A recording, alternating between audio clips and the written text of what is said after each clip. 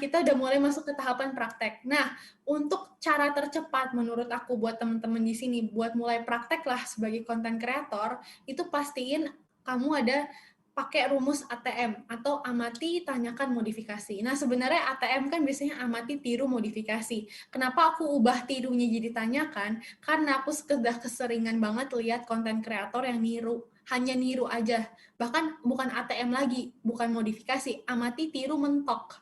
Nah, makanya di sini aku tambahin, aku ubah tirunya jadi tanyakan, karena nanti aku akan bahas juga, ini jauh lebih oke ya menurutku.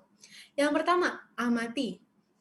Nah, dari amati ini, kita bisa perhatikan misalnya, YouTube, forum diskusi, misalnya apa sih yang lagi trending di YouTube sekarang, atau kita juga bisa amatin forum diskusi, misalnya orang-orang sering nanya apa sih di Facebook group, orang-orang sering ngomongin soal apa sih. Nah, misalnya, oke, wah udah aman, syukurlah.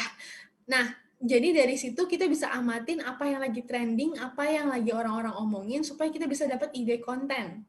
Karena dengan ngamatin apa yang orang-orang sering ikutin, dari situ kita bisa tahu, oh marketku lagi suka ngebahas soal hal ini nih.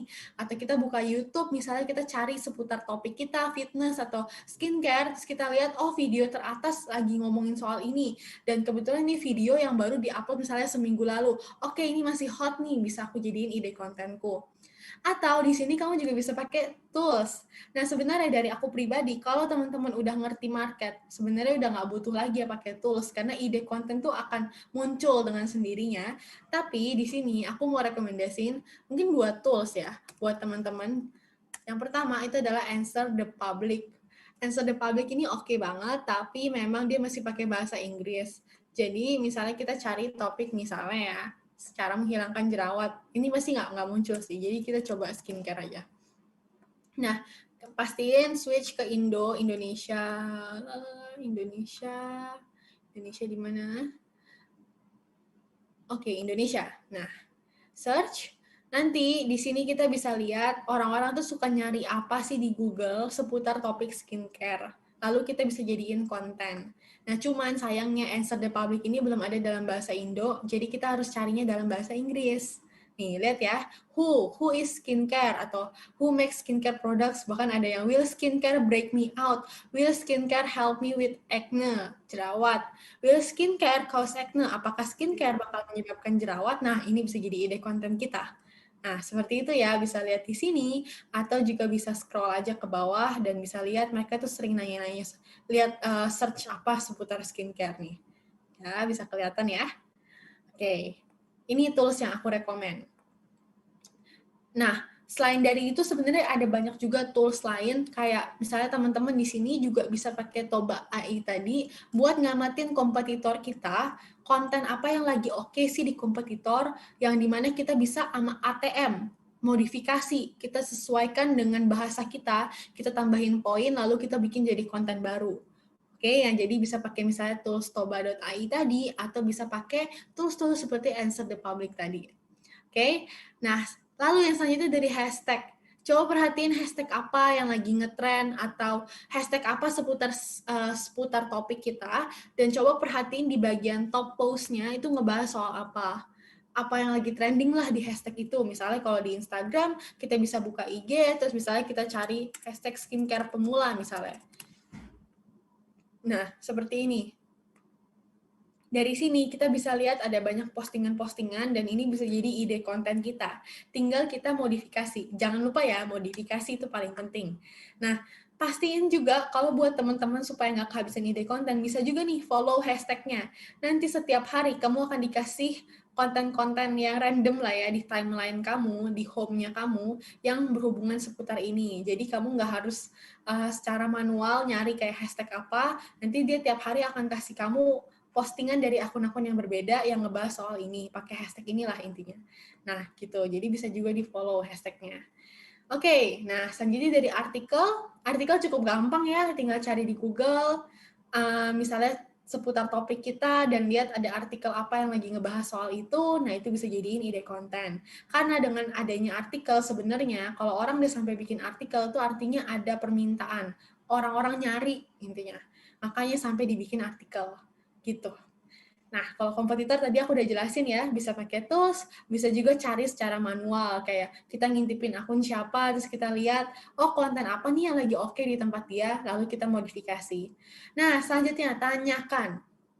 Kenapa aku nggak bilang tiru di sini? Karena seringkali kita amatin, kita tiru, tapi kita nggak sesuaikan dengan market kita. Bisa jadi belum tentu apa yang kita amatin itu tetap relevan dengan situasi sekarang, atau bahkan bisa jadi apa yang kita tiru belum tentu akan works atau belum tentu akan bekerja di tempat kita. Jadi sebelum kita niru, ingat kita tetap harus modifikasi dan kita harus tanyakan ke audiens kita apakah itu sesuai dengan minat mereka. Kita pastiin dulu, misalnya kita sering-sering bikin poll atau survei.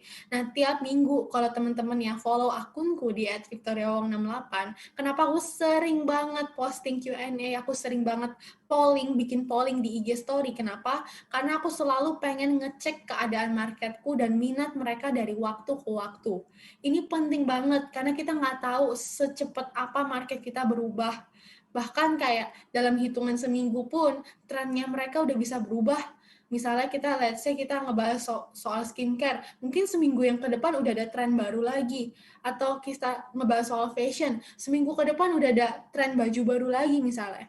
Nah, makanya penting supaya kita tetap jaga interaksi juga sama follower kita, dengan juga misalnya kasih Q&A di story, polling, segala macam. Dari situ kita bisa tahu minat mereka seperti apa. Lalu yang kedua, bisa amatin aktivitas kompetitor. Nah, dari kolom komennya kompetitor, tadi udah aku jelasin ya, dari Q&A-nya kompetitor, dan segala macam. Nah, terakhir, modifikasi. Ini penting banget ya. Sesuaikan dengan tren yang ada. Yang pertama, kamu bisa coba sesuai dengan tren apa yang lagi hits sekarang. Misalnya kayak kemarin teman aku tuh kalau nggak salah ada salah satu yang booming kontennya karena dia sesuaiin sama tren yang lagi hits. Surat-suratan apa tuh? Surat yang, pokoknya ada salah satu brand yang ngelakuin kesalahan, kayak dia intinya dia nggak thankful lah, atau dia nggak menghargai lah orang ada nge-review dia bilang meskipun reviewnya bagus, dia bilang itu jelek, kayak tolong di take down aja karena itu review kamu jelek atau apa. Nah, akhirnya itu jadi hot gitu di sosmed. Terus salah satu temen aku dengan melihat tren yang lagi ada ini, dia bikin konten yang serupa, surat yang serupa, lalu dengan mempromosikan brand dia juga, dan pas dia posting itu sampai viral. Kenapa? Karena dia posting di saat yang tepat dan dia nyesuaiin dengan tren yang ada. Nah, jadi pastiin teman-teman di sini keep up to date juga dengan tren yang ada, karena nanti apapun inspirasi konten yang kita dapetin, kita bisa sesuaiin dengan tren yang lagi ada. Atau yang kedua, kita bisa gabung beberapa informasi jadi satu. Jadi misalnya kamu dapat 5 tips ampuh atasin jerawat. Kamu dapat dari artikel A misalnya. Nah, jangan hanya berhenti di situ, jangan cuma tiru doang. Tapi kamu coba lihat dari 5 tipsnya si A ini, artikel ini, ada nggak sih tips yang kurang oke? Ada nggak sih tips yang bisa kamu tambahin? Ada nggak sih pengalaman kamu yang bisa kamu tambahin di kontenmu? Jadi, kamu ada nilai tambah ketimbang kamu cuma kopas. Oke? Dan nilai tambah itu juga yang bikin orang tuh mau follow kamu. Dan yang terakhir, bisa tambahin pengalaman.